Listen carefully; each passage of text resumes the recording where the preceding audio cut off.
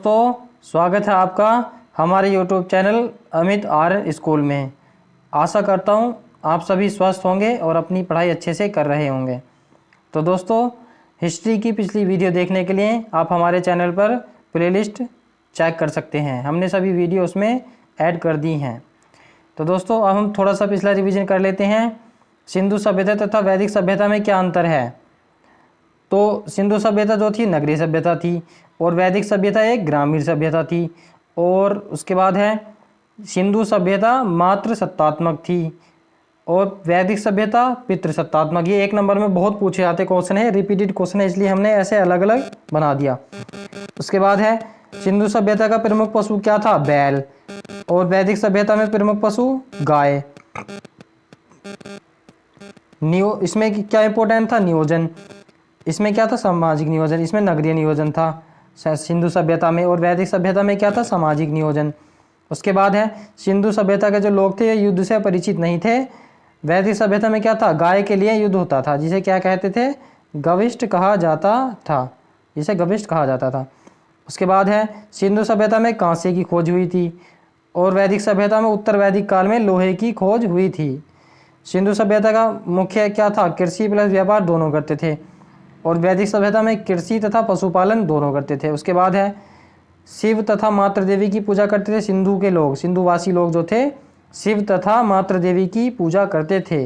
लेकिन वैदिक सभ्यता में किसकी, इंद्र जो है यह बहुत महत्वपूर्ण देवता थे वैदिक सभ्यता में। तो दोस्तों, अब हम आज पढ़ने जा रहे हैं जैन धर्म, जो बहुत ही इम्पोर्टेंट है। सारे इम्पोर्टेंट हमने फैक्ट उसमें इंक्लूड किए हैं। तो जैन धर्म हम स्टार्ट करते हैं। दोस्तों, उससे पहले हमारे चैनल को सब्सक्राइब कर लेना। इसी तरह हम सारी हिस्ट्री को कंप्लीट करने वाले हैं, मॉडर्न हिस्ट्री तक। अब इसमें हम कुछ महत्वपूर्ण फैक्ट पढ़ते हैं। जैन धर्म के जो संस्थापक थे उन्हें ऋषभदेव थे। कौन थे, ऋषभदेव। जैन धर्म के प्रवर्तक को तीर्थंकर कहा जाता है। जैन धर्म के संस्थापक कौन थे, ऋषभदेव, जो पहले तीर्थंकर थे। ऋषभदेव पहले तीर्थंकर थे। तीर्थंकर का अर्थ होता है दुख के परे संसार रूप सागर को पार करने वाला। तीर्थंकर का क्या अर्थ होता है, दुख से परे संसार रूपी सागर को पार करने वाला। अब इनके बारे में पढ़ लेते हैं। जैन धर्म के 23वें तीर्थंकर जो थे पार्श्वनाथ थे। इन्हें झारखंड के सम्मेद शिखर पर ज्ञान की प्राप्ति हुई, जिस कारण सम्मेद शिखर का नाम पारसनाथ की चोटी हो गया। दोस्तों, एक एक पॉइंट इंपॉर्टेंट है, ध्यान से देखते चलेंगे। कौन से शिखर पर इन्हें ज्ञान की प्राप्ति हुई, सम्मेद शिखर पर। और इसलिए ये पारसनाथ इनका नाम था, इसलिए उस चोटी का नाम भी क्या हो गया, पारसनाथ हो गया। इन्होंने ज्ञान की प्राप्ति के बाद इन्होंने 4 चतुरायन धर्म दिए। 4 चतुरायन धर्म कौन से हैं, ये ऑप्शनल में पूछा जाता है। इनमें से कोई से भी 3 दे देगा, एक चौथा कोई और दे देगा, पूछेगा कि इनमें से कौन सा नहीं है। तो इनमें से ये चारों कौन कौन से हैं, झूठ ना बोलना, धन संग्रह ना करना, चोरी न करना और हिंसा न करना। ये 4 चतुरायन धर्म दिए किसने, जो 23वें तीर्थंकर थे पारसनाथ। उसके बाद है जैन धर्म के 24वें तीर्थंकर जो हैं, 24वें एवं अंतिम तीर्थंकर कौन थे, महावीर स्वामी। ये बात आप सभी ज़्यादातर जानते होंगे, पढ़ने वाले जो बच्चे हैं। इन्हें जैन धर्म का वास्तविक संस्थापक कहा जाता है, जबकि संस्थापक कौन थे, ऋषभदेव। तो इन्हें वास्तविक संस्थापक कहा जाता है, किन्हें, महावीर स्वामी को। अब इनके बारे में हम पढ़ लेते हैं, क्योंकि ज़्यादातर एग्जाम में इन्हीं के बारे में आता है, पहले और लास्ट। तो इनके पिता का नाम क्या था, सिद्धार्थ इनके पिता का नाम था, जो जात्रक कुल के राजा थे। एक पॉइंट इंपॉर्टेंट है, पूरी नोट्स किताब पढ़ने की जरूरत नहीं है, आप इन नोट्स से पढ़ लीजिए, आप सक्सेस हो जाएंगे। उसके बाद है इनकी माता का नाम क्या था, त्रिशला। कौन से कुल के थे, जातक कुल के। इनके पिता का नाम क्या था, सिद्धार्थ, जो लिच्छवी राजकुमारी थी, नरेश चेटक की बहन थी। इनके बड़े भाई का नाम क्या था, नंदी वर्मन। पूछ लिया जाता है कि इनके भाई का नाम क्या था।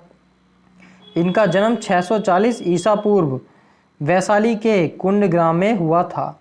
इनकी पत्नी यशोदा थी। इनकी पत्नी का नाम क्या था, यशोदा। इंपॉर्टेंट फैक्ट है दोस्तों, पूरी किताब पढ़ने की ज़रूरत नहीं है, आप बस ये पढ़ लीजिए। उसके बाद है इनकी बेटी का नाम क्या था? प्रियदर्शनी, अन्योज्या भी कहते थे। तथा दामाद कौन थे इनके? जमाली। 30 वर्ष की आयु में गृह त्याग दिया इन्होंने। महावीर स्वामी ने 30 वर्ष की आयु में गृह त्याग कर दिया था। 12 वर्ष के कठोर तपस्या के बाद, कितने वर्ष तपस्या की? ये भी क्वेश्चन आया हुआ है यूपी SSC में।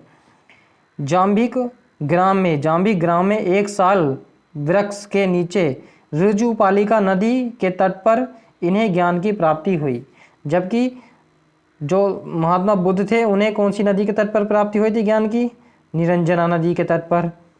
और महावीर स्वामी को कौन सी नदी के? ऋजुपालिका नदी के तट पर ज्ञान की प्राप्ति हुई।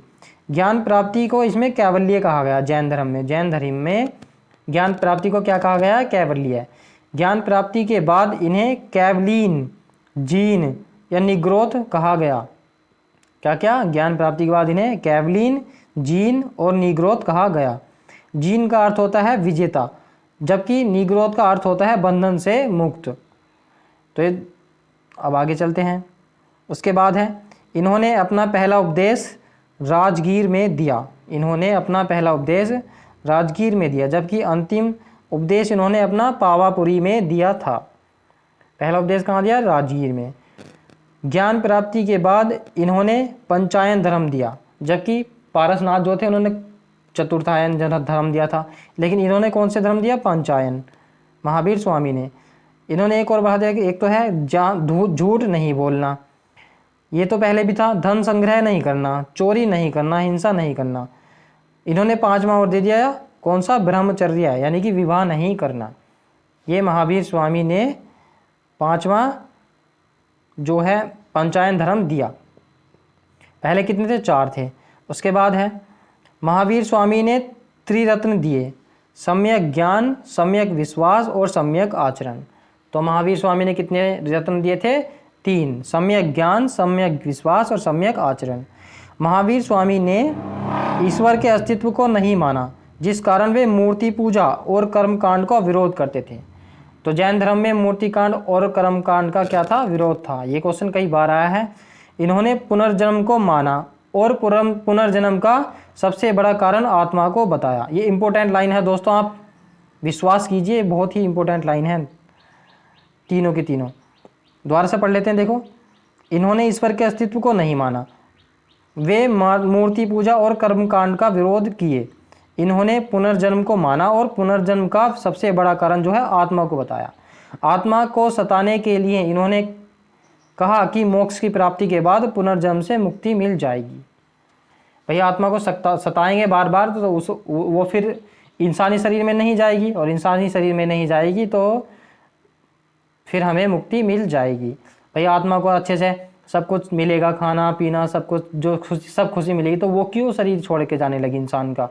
तो इसलिए ना जो पुनर्जन्म का कारण माना है वो आत्मा को माना है। तो कह रहा आत्मा को सताओ ताकि वो पुनर्जन्म ना ले। उसके बाद है, महावीर स्वामी ने अहिंसा पर सर्वाधिक बल दिया कि हिंसा अच्छी नहीं होती, जिस कारण उन्हें कृषि और युद्ध पर प्रतिबंध लगा दिया। ये क्वेश्चन आया था कि युद्ध और कृषि पर प्रतिबंध किसने लगाया था? तो महावीर स्वामी के दिए गए उपदेशों को 14 पूर्वी नामक पुस्तक में रखा गया है। कौन सी पुस्तक है? 14 पूर्वी नामक पुस्तक में रखा गया है, जो जैन धर्म की सबसे प्राचीन पुस्तक है। जैन धर्म की सबसे प्राचीन पुस्तक कौन सी है? 14 पूर्वी। तो ये 2 क्वेश्चन हो गए। महावीर स्वामी के उपदेश किस में रखे गए हैं? 14 पूर्वी में। और सबसे प्राचीन पुस्तक भी क्या है? 14 पूर्वी। महावीर स्वामी ने अपने उपदेश प्राकृत भाषा में दिए हैं। कौन सी भाषा में? प्राकृत में। जबकि आर्यों की भाषा कौन सी थी? संस्कृत। आर्यों की कौन सी भाषा थी? संस्कृत। और जो सिंधु घाटी सभ्यता थी उसकी तो भाषा को पढ़ा ही नहीं जा सका, उनकी तो भाषा ही बताना कौन सी थी, बस भाव चित्रात्मक भाषा थी। उसके बाद है 468 ईसा पूर्वी में इनकी मृत्यु हो गई पावापुरी में। कहाँ इनकी मृत्यु कहाँ हुई? पावापुरी में। 468 ईस्वी में इनकी मृत्यु पावापुरी में हो गई। जबकि इनका जन्म कहाँ हुआ? जन्म कब हुआ था? जन्म 640 ईसा पूर्व हुआ था। 640 ईसा पूर्व इनका जन्म हुआ और पावापुरी में 468 ईसा पूर्व में इनकी मृत्यु हो गई। उसके बाद है भद्रबाहु तथा स्थूलबाहु इनके 2 सबसे प्रिय अनुयायी थे। भद्रबाहु और स्थूलबाहु इनके दो सबसे प्रिय अनुयायी थे।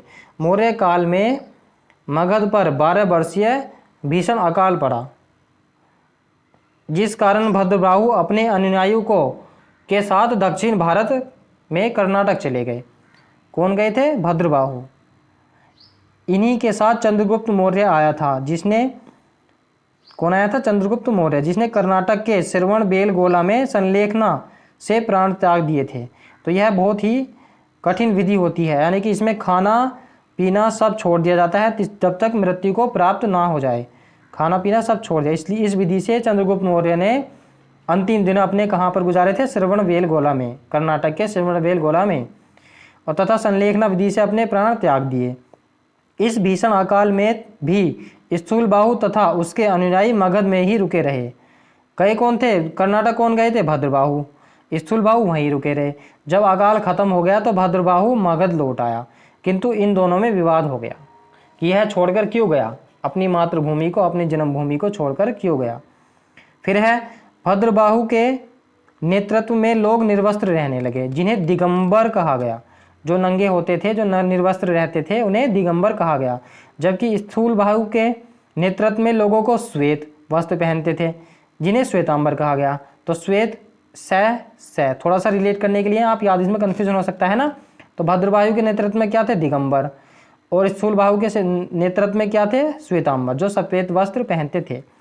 जैन धर्म के विस्तृत प्रचार के लिए 2 जैन संगीतियाँ हुई, जबकि बौद्ध की कितनी हुई थी? 4 जैन बौद्ध संगीतियाँ, लेकिन जैन धर्म की कितनी? 2 जैन संगीतियाँ हुई।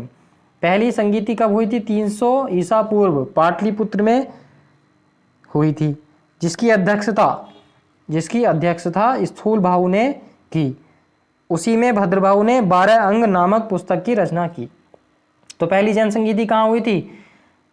पाटलिपुत्र में, जिसकी अध्यक्षता किसने की? स्थूलबाहु ने। उसमें 12 अंग नामक पुस्तक की रचना हुई।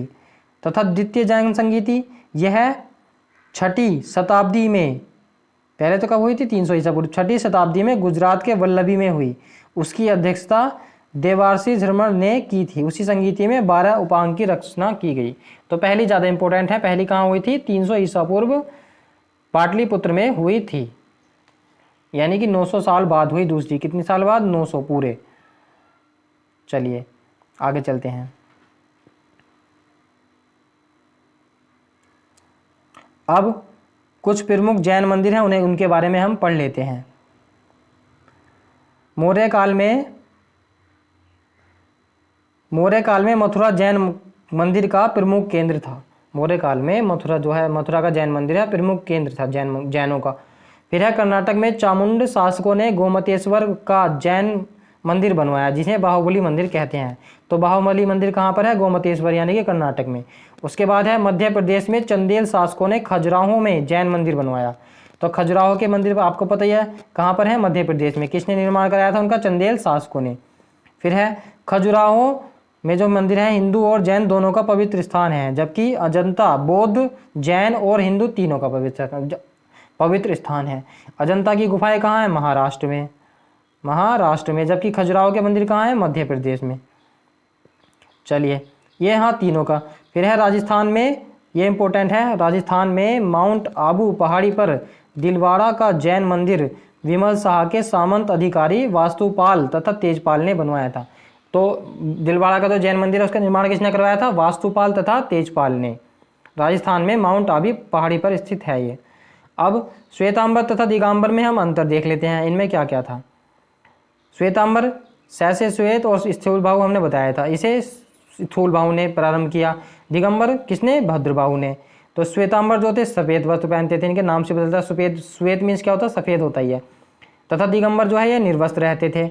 और श्वेतांबर में क्या? महिलाओं को मोक्ष मिल सकता है। महिलाओं, और दिगंबर में क्या था? महिलाओं को मोक्ष नहीं मिल सकता। श्वेतांबर में क्या है? 19वें तीर्थंकर मल्लीनाथ महिला थीं, जबकि दिगंबर में 19वें तीर्थंकर मल्लीनाथ पुरुष थे। ये इनमें अंतर हैं। अब कुछ इनके चिन्ह पढ़ लेते हैं हम। पहले ये इंपॉर्टेंट पढ़ेंगे। एक तो पहले और 23वें, ये कौन से हैं? 23वें। और ये नीचे वाले कौन से हैं? 24वें। तो ऋषभ देश जो थे, इनका चिन्ह क्या था? सांड, यानी कि वृषभ था। और उसके बाद पारसनाथ पारसनाथ का क्या था, सर्प का फन, और महावीर स्वामी जो थे इनका चिन्ह क्या है, शेर। तो ये इंपॉर्टेंट है, कभी भी एग्जाम में पूछ लिया जाता है। तो दोस्तों इस तरह हमारा जैन धर्म कंप्लीट हुआ, और हम अगली नेक्स्ट वीडियो में बौद्ध धर्म पढ़ेंगे। और हमारी वीडियो अच्छी लगी हो तो हमारी वीडियो को लाइक शेयर ज़रूर करना और हमारे चैनल को सब्सक्राइब करना।